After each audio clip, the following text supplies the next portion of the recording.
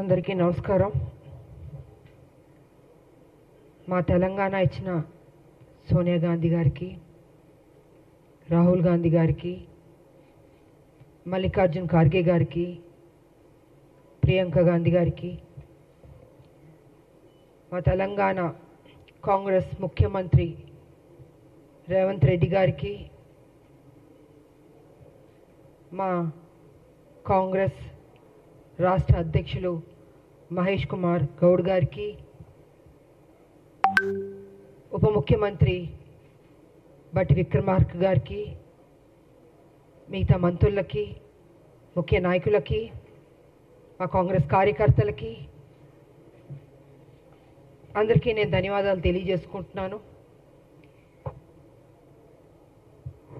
గత ఒక వారం నుంచి ఎవరో నేను కొత్త మనిషిలాగా అసలు ఎలా ఇచ్చారు ఈవిడికి ఒక ఎమ్మెల్సీ అని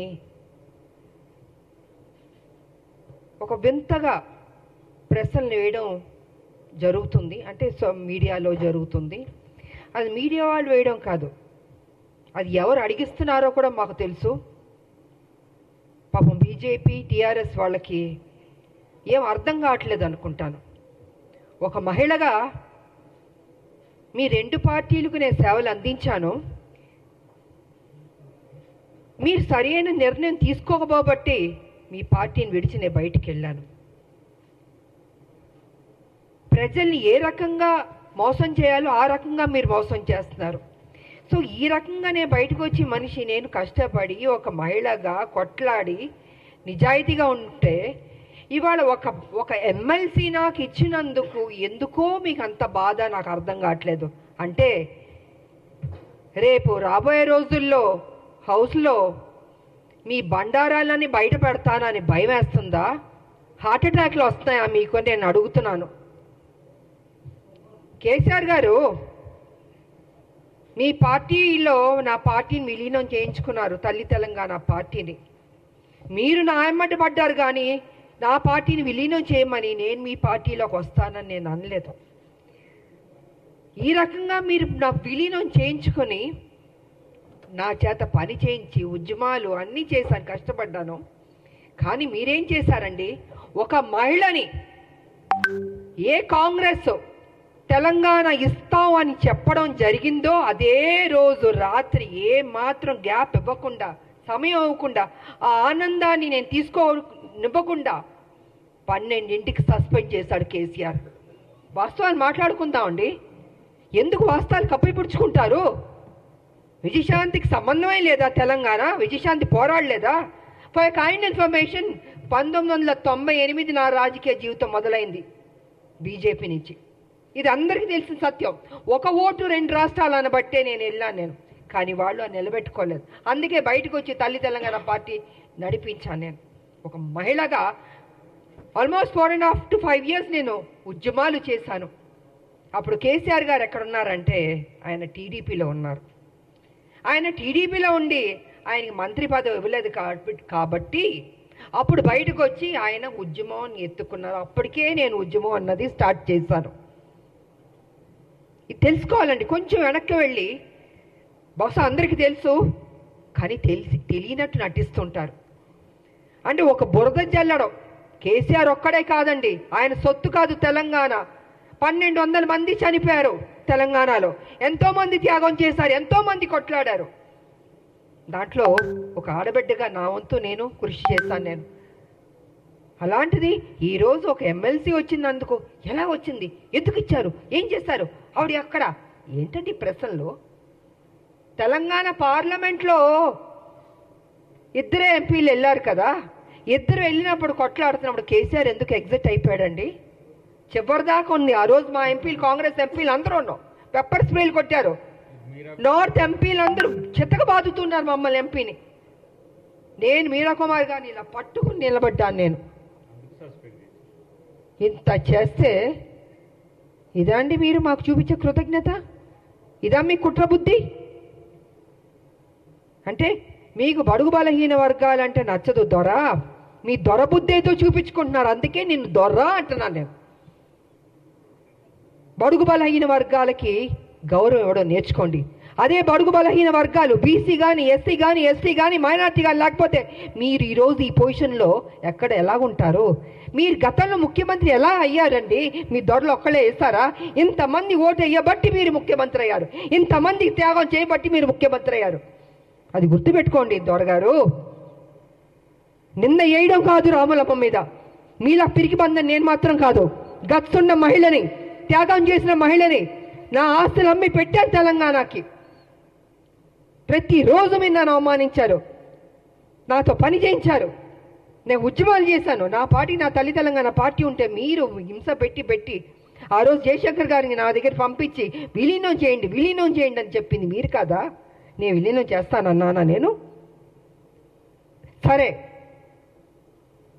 ఇద్దరూ తెలంగాణ కోసం కొట్లాడుతున్నప్పుడు వేరువేరుగా వెళ్ళకూడదని ఒక దీంతో పెద్ద మనసుతోటి నా పార్టీని నేను విలీనం చేయడం జరిగింది. అంతేగాని వేరే ఏదో ఆలోచనతో మాత్రం కాదు. ఎందుకు చెప్తున్నానంటే అసలు తెలంగాణకి విజయశాంతికి సంబంధమే లేదన్నట్టు మాట్లాడుతుంటే చాలా అసహ్యంగా కూడా ఉందండి. ఒక ఆడబిడ్డని మెచ్చుకోవడం నేర్చుకోండి. మీకు మెచ్చుకోవడం మనసు రాకపోతే నోరు మూసుకొని కూర్చోండి. అంతేగాని మీ ఇష్టం వచ్చినట్టు ఎందుకు ఇచ్చారంటే ఇచ్చారండి కాంగ్రెస్ ఒక ఎమ్మెల్సీ. ఆ ఎమ్మెల్సీ ఇచ్చినందుకు కూడా మీకు అంత బాధ వేస్తుంది బీజేపీకి, టీఆర్ఎస్ అంటే. మా రాజకీయ నాయకుల శత్రువులారా బంద్ చేయండి. మా ఉద్యమ నాయకులు మేము మిమ్మల్ని వదిలిపెట్టాం. మీరు చేసే మోసాల్ని తెలంగాణలో ఏ రకంగా మళ్ళీ మీరు ఎంటర్ అవ్వాలనుకుంటున్నారో ఇంకో విషయం కూడా నేను చెప్పదలుచుకున్నారు. బీజేపీ ఏం చేయబోతుందంటే నెక్స్ట్ స్టెప్, ఏ తెలంగాణ వ్యతిరేకించిన శక్తులు ఉన్నారో వాళ్ళందరినీ మొత్తం దింపబోతున్నారు తెలంగాణలో. మళ్ళీ బ్యాక్ టు స్క్వేర్ వన్ని తెలంగాణ తీసుకురాబోతున్నారంటే వాళ్ళ పెత్తనం ఉండాలి. వ్యతిరేకించిన శక్తుల్ని, తెలంగాణ ఉద్యమం నాయకులు ఉండకూడదు, తెలంగాణ ప్రజలకి ప్రాధాన్యత ఉండకూడదు, మళ్ళీ బాంచన్ని కాలు మొక్కుతాననే పరిస్థితికి బీజేపీ తీసుకురాబోతుంది. ఇది సత్యం, ఇది తెలుసుకోవాలి అందరూ. అందుకే ఎవరు ఉద్యమ నాయకులు ఉన్నారో వాళ్ళందరినీ తొక్కేద్దాం, వాళ్ళ నోటిని బంద్ చేద్దాం. వాళ్ళు కనపడకూడదు, వినపడకూడదు, మాట్లాడకూడదు. ఇదే కదా మాతో చేసింది మీరు. మీ పార్టీలో ఉంటే ఏం గౌరవాలు ఇచ్చారు? ఎందుకు మీ పార్టీలు బయటికి వెళ్ళాల్సి వచ్చింది? వాస్తవాలు ఇదండి. ఆ రోజు మీ బీజేపీలో కొంచెం వెనక్కి వెళ్దామండి. నేను మొన్న బీజేపీలో ఉన్నప్పుడు ఒక విషయం మీరు గుర్తుపెట్టుకోండి. కిరణ్ కుమార్ రెడ్డి గారు తెలంగాణను వ్యతిరేకించి ఆయన అసభ్యకరంగా మాట్లాడి తెలంగాణ ఉద్యమానికి నేను ఒక్క పైసా ఇవ్వను తెలంగాణకి, ఏం పీక్కుంటారో పీక్కోండి అన్నాడు కదా ఆయన. అలాంటి ఆయన్ని, తెలంగాణకు వ్యతిరేకున్న మనిషిని మొన్న బీజేపీలోకి ఎంటర్ అవుతే నాకు నిజంగా ఉండబుద్ధి అవ్వలేదు. ఆ స్టేజ్ మీద నేను వాకౌట్ అయిపోయి వెళ్ళిపోయాను. నేను ఎవరంటే కిషన్ రెడ్డి గారి ఫ్రెండ్ ఆయన.